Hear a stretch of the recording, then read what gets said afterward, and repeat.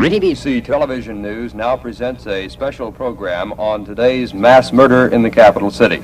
Here is KTBC Television News Editor Neil Spells. Good evening. One of history's worst mass murders occurred here in Austin today. By official count tonight, 49 persons were hit by gunfire. There are 16 dead and 33 injured.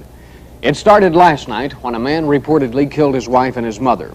That same man apparently rounded up an arsenal and supplies this morning and then went to the observation deck of the University of Texas Tower. It was then that terror rained down from the tower. Charles Ward was there and described the shooting.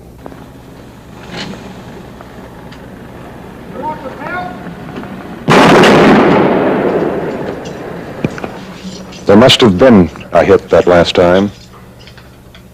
We hear people outside of our building in an area where we can't now look safely saying, "Let's help that boy. Does he need help? Someone must be down."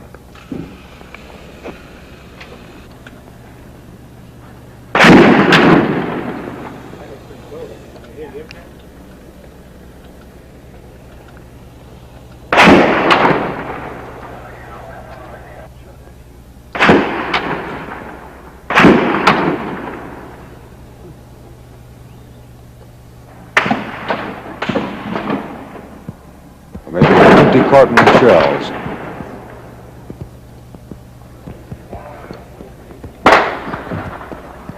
Ricochet bullets bouncing off the top of the piece of the tower falling now.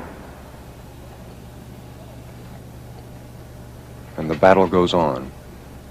Sirens screamed for the 90 minutes that the gun battle was in progress. It was hot, past 90 degrees on the ground, probably much hotter high atop the tower with the sun ricocheting off the limestone with the same intensity as the police bullets. Students, co-eds, crouched at the place where they could find safety. Austin police were reinforced in their gun battle by sheriff's deputies, by Texas highway patrolmen, by Texas Rangers, and some citizens who were deputized when they offered their services. But from the time the first call came in to the UT police at 11:48 a.m. until Austin police gunned down the man they said was the sniper at 1:22 p.m., the university campus resembled a battlefield.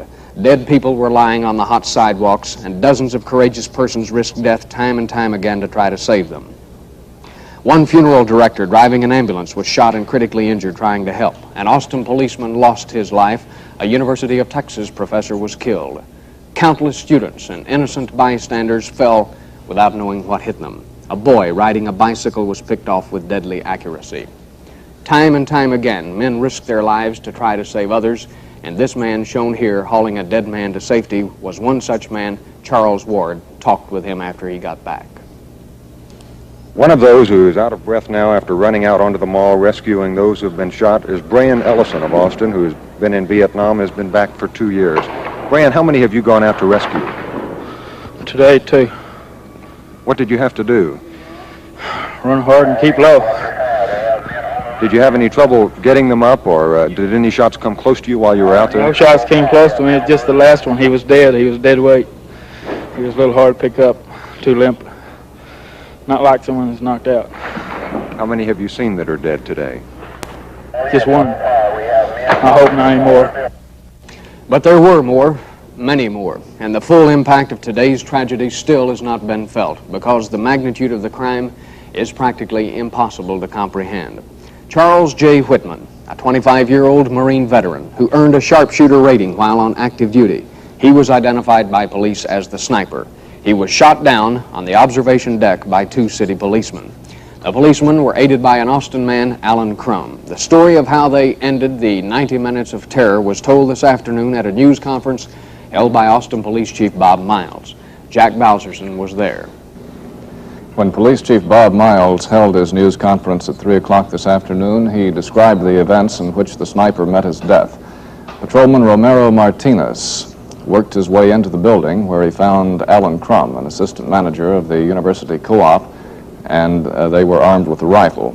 Martinez deputized Crum, and they took the elevator to the 26th floor along with another officer. Martinez and Crum then crept out on the walkway on the opposite corner from where Whitman was stationed. Chief Miles had a diagram prepared to illustrate what happened then. Is drawing a diagram here that will show you roughly,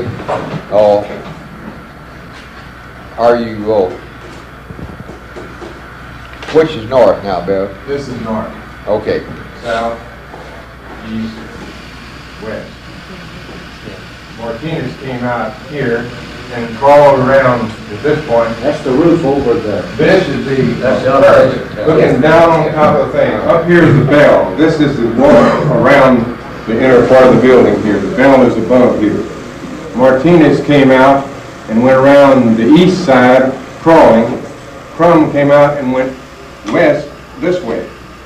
And as the subject was sitting here leaning back this way with his gun pointing this direction.